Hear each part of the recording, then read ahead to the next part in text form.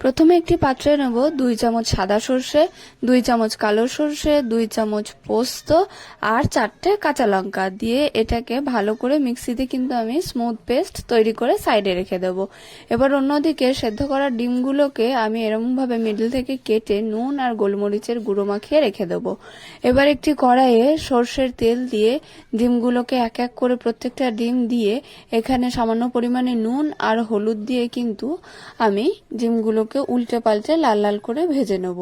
ডিমগুলো যখন লাল লাল করে ভাজা হয়ে যাবে তখন এক এক করে কিন্তু ডিমগুলোকে আমি তুলে নেব।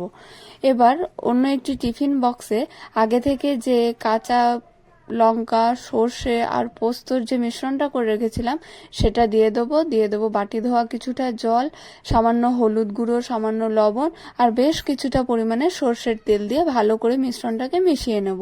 দিয়ে আগে থেকে ভেজে রাখা ডিমগুলো কিন্তু এক এক করে আমি এখানে দিয়ে দেব 2টো চেরা কাঁচা লঙ্কা দিয়ে টিফিন বক্সটাকে বন্ধ করে দেব। এবার অন্য একটি পাত্রে আমি জল গরম করে রেখেছিলাম, স্ট্যান্ড বসিয়ে কিন্তু টিফিন বক্সটাকে বসিয়ে ওপর থেকে ঢাকা চাপা দিয়ে দেবো 15 থেকে 20 মিনিটের জন্য। 15 থেকে 20 মিনিটের পর যখন ভাপা হয়ে যাবে তখন টিফিন বক্স খুললে ঠিক এরকম একটা সুন্দর দুর্দান্ত রেসিপি দেখা যাবে। আপনাদের কেমন লাগলো আমাকে অবশ্যই জানাবেন। ভালো লাগলে লাইক, কমেন্ট, শেয়ার করবেন আর এরকম রেসিপি পেতে আমাকে ফলো